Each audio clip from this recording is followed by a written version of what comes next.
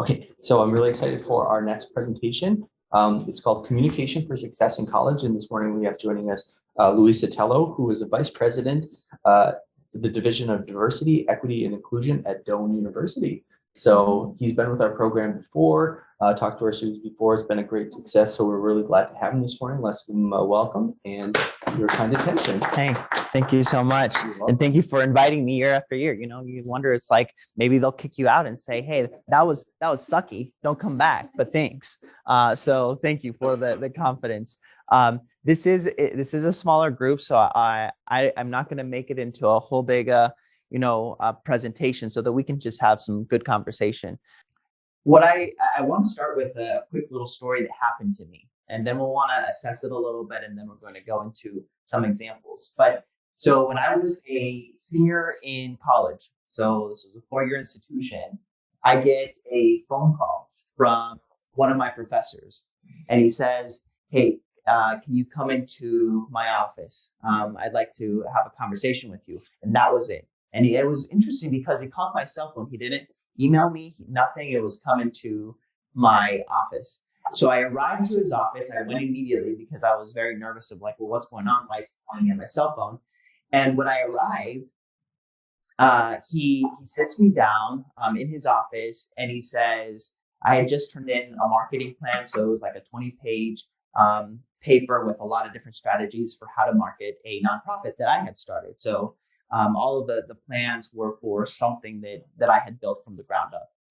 And he says, Luis, you have plagiarized this paper, and so you're going to be getting a 0 on it.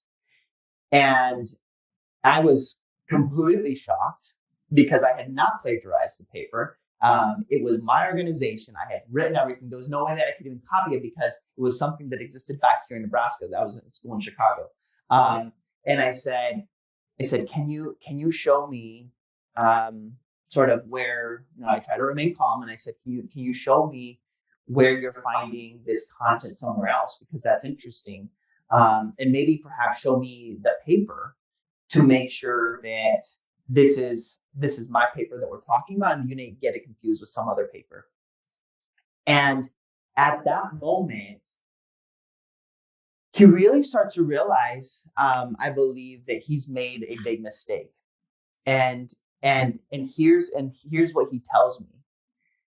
He says, well, and he's a Kellogg professor at Northwestern. And so he was mainly teaching graduate students, but he was teaching this undergraduate class while I was there. And he says, well, in all my years of teaching, I've never seen a student turn in this quality of work at the undergraduate level. And so there must be a reason why that it's not your work. And I said, well, can show me the paper? I'd love to see. And he's like, I'm so sorry that I called you and thank you for clarifying this. And so he just made an assumption because the writing was so good? Correct. Oh my gosh. And so I also believe that there could have been some other potential biases. I cannot confirm this either, but being one of the few minority individuals at this university, I think also probably played a role in some biases that this professor may have had, a white professor. So I'm not saying that all, let's say, white professors but there are dynamics that are at play in different places. So I share this to just unpack it a little bit. So let's unpack just this communication that happened. So let's walk through here, and you can walk through the example that I gave. What sort of happened, and sort of how was it handled? So walk through what was my response. So I get this phone call. What was my response? Yeah, I was a little bit confused, but I was also able to say, yeah, I'll go ahead and meet you, right? Yeah, because what's something that I could have done that could have been not prepped? So let's take it step by step. So I get the phone call. It's my professor. And at that point, he says, can I meet with you? What's an unproductive way in that communication that could have gone wrong? In when I'm on the phone, with him, right? What could have been, how could I have eventually messed that up from at that point? Yeah, okay. Why, like, right? Yeah, Blow up. I could have become really defensive, right? Like, whoa, what's going on? Like, how did you get my number? Why are you calling me on my phone? Like, no, like, email me, bye, right? I could have done that because I didn't, and yet the decision was made. I'm going to stay curious and learn what may be going on here, right? Not get defensive because I don't have enough information. I'm going to stay curious. And that's what I did. I said, okay, I'll meet you in your office. And once I got to the office and he says, Luis, you've plagiarized your marketing plan. What did I do? I could have been like, you're lying.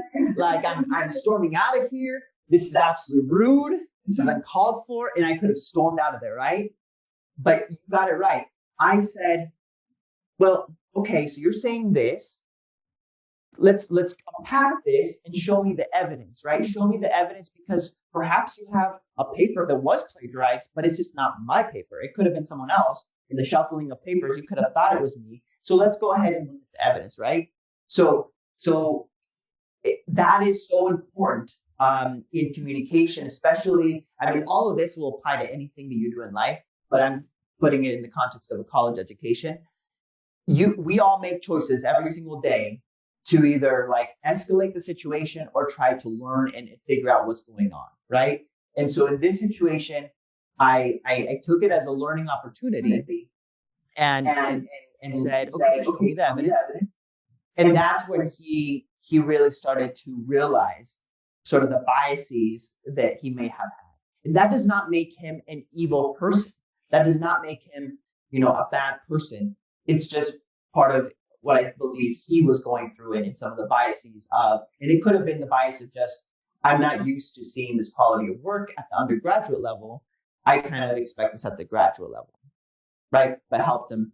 Now, the only thing that in that communication that I didn't see it then that I want to give the advice to you is I wish that I would have told someone about it.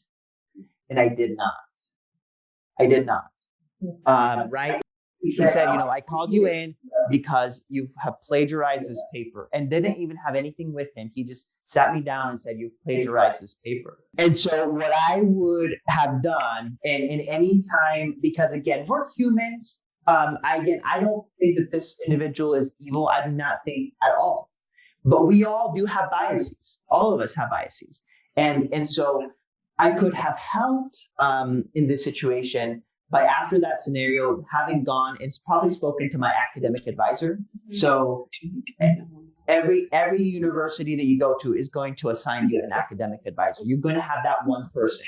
And I encourage you to have a really good relationship with that person because in situations like this and others that, don't work out, you should probably say something. Was there something? I was going to say the same thing. Yeah. In that respect, you should have gone to administration. Yeah. And let somebody know that this was happening. Yeah. And again, not to get anyone in trouble, but I think that also the university also can't make changes if they don't know what's going on, right? And if perhaps this professor did have a couple other incidents where he was assuming, and so at least he can get some professional development to help him make things better, right? Again, it doesn't have to be like, I got you, like, no. And that's still, and I, to this day, I do not feel any bad feelings towards this professor, not at all. I really think that he was blinded by the bias of thinking that the paper was too good for an undergraduate student. And so, but I would have shared that with the academic advisor. And so know that if anything seems off, your academic advisor is a good first person to go to. They're likely going to involve other people like the deans, other administrators, but have that person that can at least connect you to other people. And academic advisors are normally a good connector. Yeah. So any questions on that to get us thinking about communication? But the big piece is keep a professional sort of demeanor, even in situations that are difficult like that one, right? We all make choices and you can decide to like flip a table or call someone names, and I've seen all this stuff. I've seen all of this stuff. So that's why I'm sharing. I'm not saying that you're going to do it, but that's why I start with this example, an example that was pretty stressful, being able to reflect and you taking the high road, and staying curious and finding more information before making that assumption. Yeah. And it can be hard. It's hard, right? But think of the potential consequences. And again, the academic advisor would have helped in the situation. Honestly, so because like I've always been like academics have always been, let's just be honest, I've been the biggest nerd in my life, right? So let's get to the point. And so like I was straight A student, I was valedictorian of my high school class, like academic. So when you get told that you plagiarized, and that's been your history of like, being the person who's really pushed himself academically, like I literally remember being numb. Like it was a little bit like an out of body experience when I was sitting in front of him and he was telling me that I had plagiarized. And so it really took everything to like be like, what do you mean I plagiarized? That's not cool. And actually say, show me what you're seeing, what sections, so that we can see if that's actually what's happening. You just like really thought about everything that you worked hard for instead of getting mad. You came a long way, but me personally, I would have mad. I would have said saying stuff I don't know. That's just me currently how I do this. If someone ever say I played or something like that, and I worked hard to do it, that's just me. Though. Yeah, but let's walk to that, and that's why I started with this example, because we're going to have difficult moments in life. Life can be hard sometimes, right? And as humans, that can be natural to sort of initially feel like I cannot believe that I'm being accused of this when I didn't do this thing, right? But again, what would have been the potential impacts if I responded sort of what you're saying? You feel like you would have kind of been like had a little bit more of an outburst. Yeah. That is definitely one thing that could have happened, right? And so that's why it's always, I know it's hard, but keep a professional demeanor. Stay curious. That's like, if anything, remember, stay curious. Okay, they're saying this, but I'm going to try to find more evidence here. And let that be the energy versus, getting all worked up.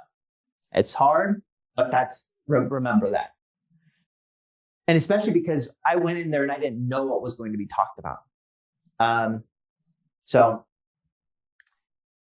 you've all been in college already. You've been in a college setting. So you already have many skills and tools and knowledge that you've used that are effective in communicating in the college setting. So I'd love to hear from you and learn a little bit more from you, because I know you have things and many strengths that you can share. So the question that I want to pose here is, why does it matter?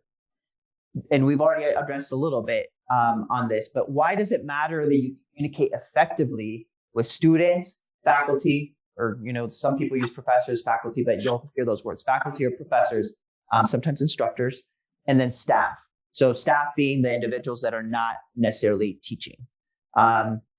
So I want to hear your point of view. Why do you believe that it matters that you communicate in ways that are successfully? Why is it important? It's like conversation. You got to understand what the other person is saying so you can give them a lot of feedback. Love it. And I love what you said about understand where they're coming from. But how often do we not do that, right? Like, it's just like we just think about our side, what's going on. Again, back to the original example that I started with. I could have just thought about myself instead of trying to understand where the professor was coming from. And so, so communication helps us understand where we're coming from, understanding what is it that we need. We communicate because we're trying to share something, and there's sometimes a need that we need in there, right? So that's the way that we communicate. And maybe behind that, I'm hearing a little bit of if they're your support, they want to help you, right? Like 99.9% of people on university and college campuses want to help you. There you go. like there are students that I will work with in my history, and I've been in school systems forever. It seems like, and from middle schools to high schools to colleges, universities, and in all my time in all of those places, I find that students have just let this little thing get a little bit bigger, and then the issue gets a little bit bigger, and they've not communicated anything to anyone. And so that when it finally gets to someone, whether a teacher, a professor, a counselor, the problem has already gotten really big because the student has not felt it important, or they didn't feel comfortable communicating with someone. So I love what you're saying about, well, both of you are really saying this, that people want to help you. And if you don't communicate with them, they don't know like what you may need. Why else? Why would you want to, let's delve in a little bit, like, let's say your professors. Why do you want to have good communication? Communication is a vehicle for positive relationships. Why do you want that? Especially, let's just talk, well, faculty and staff. What else? Why else is that important? You're saying, two things that I want to point out from what you said. You're going to be looking for a job, right? And many of these jobs, or even internships, I think you were talking about internships a little bit earlier. They're often, the faculty or staff member are the ones who will either pick up the phone when someone says, hey, we need a recommendation for this student. Can you talk about the student? And if they're like, I saw him like a year ago, I don't really know what he's up to.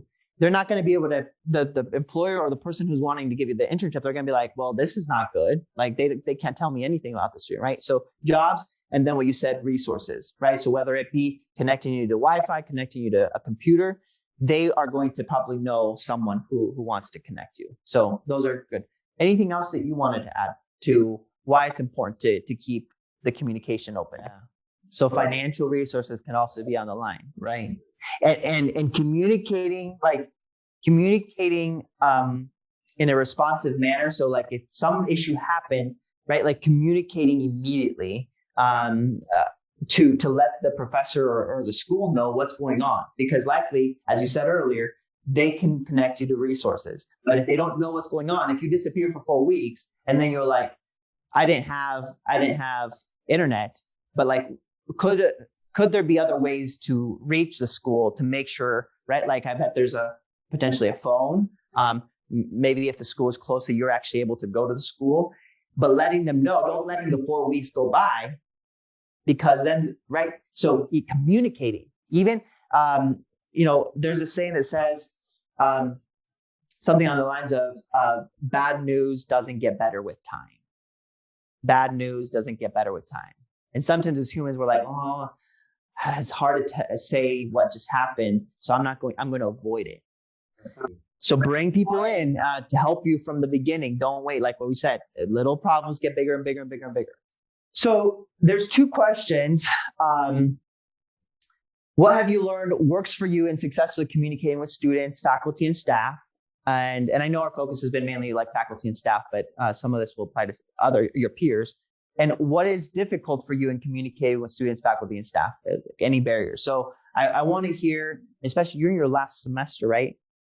So what are things that have worked for you in communicating well with your professors? Yeah. And recognizing that you have unique needs, another student has their unique needs, right? You're not alone in having your unique needs. As human beings, we're incredibly complex. We all hold different identities. We all hold different backgrounds. We come from different places. We have different lived experiences. And so a good education should provide some of the flexibility to adapt to you to an extent. But sometimes you do need to communicate what your needs are for them to be met. And so it sounds like you initially started with what you called pride, but then you realize that it's through asking for help that actually, and asking questions, that people are actually like excited to work with you. Yeah.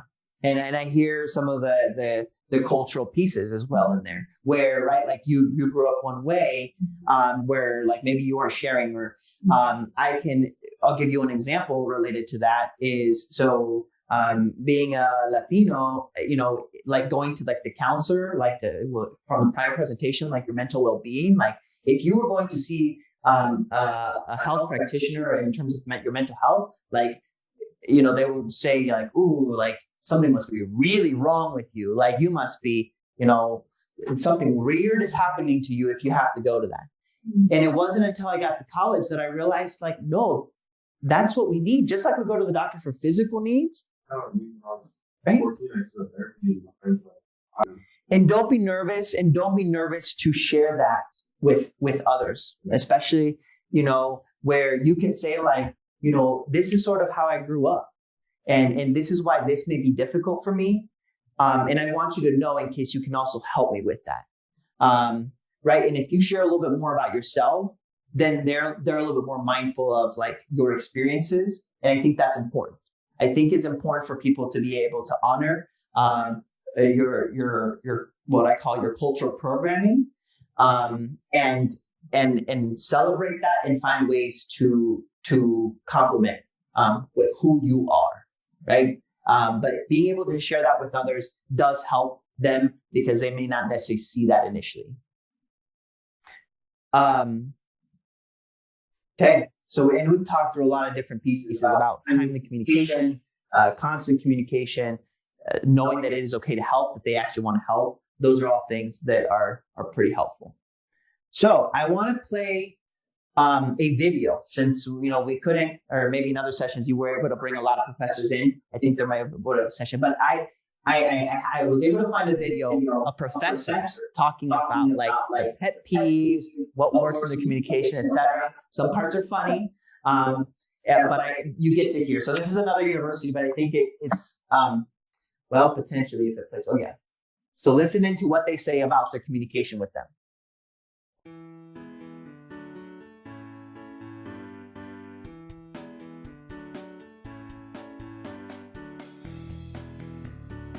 As college students, we all depend on professors. Whether it's learning about a new concept or asking about a homework problem, interacting with professors is an everyday part of college life. But what exactly is appropriate when interacting with professors?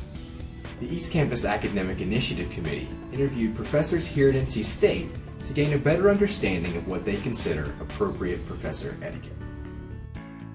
Our first question was, what are some ways to stand out to a professor?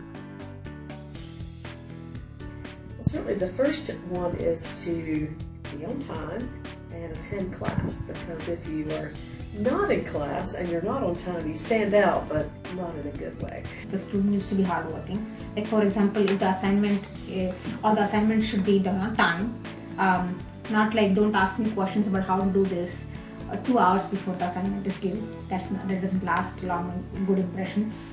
I pay attention to students who look alive, and that doesn't mean your body is just in the seat. It means you actually look as if you care, you're awake, you're engaged. Often these students sit up front. That's not always the case. You can be engaged when you sit in the back. But we kind of do think that the people who sit up front are really interested, because you can't hide if you're in the front row. If you come prepared, then force yourself to ask questions, and not just to be heard, but questions that you actually have, right? Most students, if they prepare for a class, would come at some point during a lecture still have questions. So have the confidence and the courage to ask your question. Another thing is, do not be afraid of to give feedback. So if there is something which you think should be done differently in the class, come forward, be polite and give feedback. Then we know that you actually care and you're thinking beyond just what is your responsibility as a student. I remember students who are engaged in the class, who ask questions, who are actively involved with the material, who come to office hours and ask me about, not just I had problems with question number 2, but I was interested in this material and how would I apply that in an internship that I might have. So connecting with the professor around the material is always a good thing to do. Next, we asked, what are appropriate ways to maintain a relationship with a professor after a class is over? I would just say, if you happen to be close by and the door's open, just knock on the door and say hello. touch base and catch up. Most every professor is very interested in, after you've taken his or her course, kind of where you're at, all the way through graduation, and then when opportunities present themselves after graduation, your career is set. You're paying a lot of money to go to school, and part of what you are purchasing is this networking ability and the relationships, so, go for it. I usually suggest to students, especially freshmen and sophomore students that are early in the curriculum, that they try to identify at least one professor out of all their classes that they may want to establish a connection with as someone who might write a future letter of recommendation. You can always reach out to a professor about advice. So a lot of students have come to me asking me advice about what kind of, they have 3 different offers from industry and what kind of job I think they should go for or would be more beneficial in the future. Or sometimes students come to me and they ask me questions about what is my advice about going to graduate school or going to PhD or going to industry, things like that. So you can ask for advice in your academic career beyond just the classwork.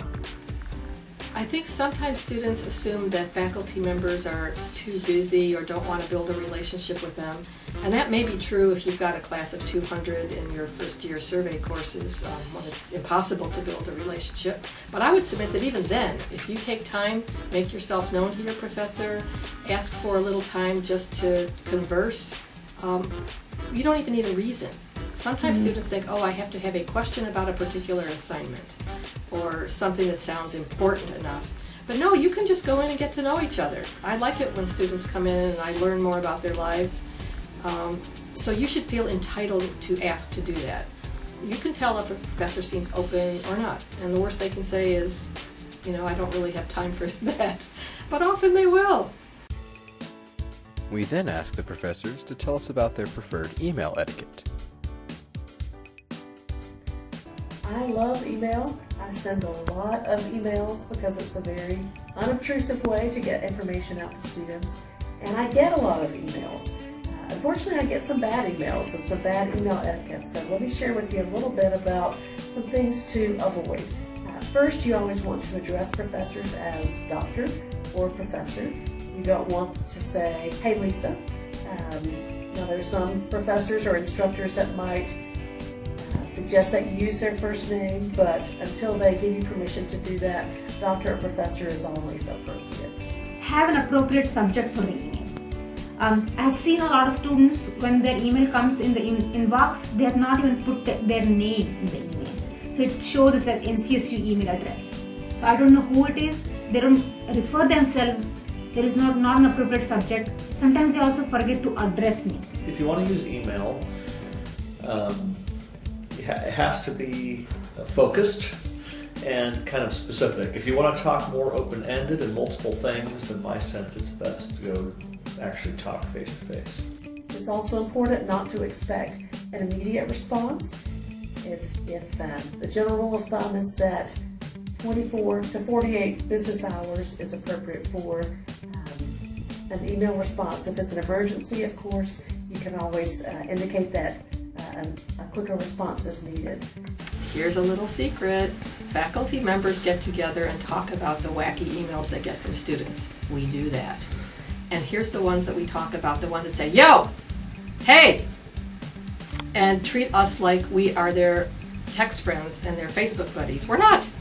We like you, but we want you to write to us as if you are writing for a job interview. I'll share with you a few emails that I've received in the past that made me chuckle a little bit, or maybe mad, depending on the email. Here's one that says, I've missed the past 3 classes, one to study for a midterm, one because my alarm didn't go off, and one because I was too lazy to get out of bed. I'm not much of a morning person. Can you send me the lecture notes for those 3 days? No. If you wouldn't ask in person, don't put that request in an email. We ask the professors to tell us about some of their academic pet peeves.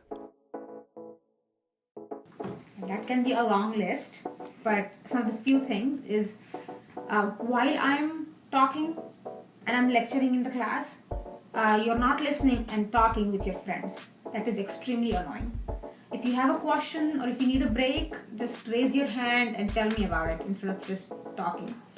Please don't ask me questions that are loud and clear in the syllabus. Pay attention when I describe what's required for an assignment, and don't ask me questions that are literally spelled out in black and white on the assignment description. Often it's easier to just ask, but before you ask a question about assignments or things like that, make sure I haven't already given you something on it. I try and remove the pet peeves. So as you know, there's no electronics. Because I think with tax or in most accounting classes, there's no need for it. And it is distracting, right? If students are surfing or texting or whatever. So I try and remove my biggest pet peeve for sure. I guess my biggest academic pet peeve is people who take shortcuts, especially in the sophomore courses, which I teach. The solution manual is pretty easily Googleable, and we say very clearly, we know that it's out there, but we don't want you to use it because it's important that you actually do the problems yourself. Figure out how to do it, get stuck, have to ask questions, back up, but figure it out. Finally, we asked the professors if they had any other general words of wisdom or advice. I guess the words of wisdom is just, rest, sometimes just sleep or go walk outside or something. What matters the most is how good of a communicator you are and your right attitude.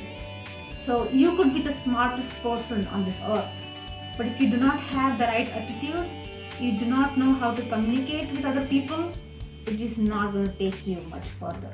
That grades are hugely important, but we'd be lying if we said they weren't. And it's frustrating to students, I think, when we try and talk out of both sides of our mouth like they are when they're not. But that said, as important as they are, and they certainly open doors, there's so much more to a person than a grade. And one thing I will share last day of class is your best is always good enough. Whatever that is. Right? If you can put that out there on the academic playing field, then we all need to be happy with whatever that is. So build your character. I'm way more concerned about moral courage, ethics, the willingness to stand up in the world for what is right than whether somebody has 99.6 instead of 98.2. Think less about points and more around your character. Go beyond your expectations. Just because you're given this task, only if you finish just that task, that everybody is expected to do. You need to go beyond the expectations. Try to actually explore the material, ask more questions, try to actually learn, be serious, be very sincere. And I guess respect, but I think that's true for everything. I can tell if you did it the night before. I can tell. Plan ahead. Mark your calendar for when things are due and don't do stuff at the last minute. I deserve more respect than that. I will spend my whole weekend going over your papers and writing a lot on it to help guide you. And if I don't want to care more than you do. That's it. Faculty do not want to care about you more than you care about yourself. So, respect yourself, proofread, give your best.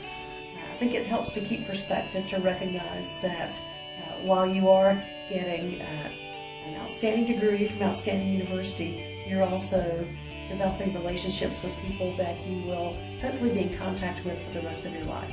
So it's worth investing time and energy in developing those relationships. We hope this information will help you in your future interactions with professors. While professors are here to help, building a relationship with them is ultimately up to you. So the next time you have a question about a class, a job, or maybe even everyday life, stop by your professor's office hours or send them an email. You might be surprised by their response.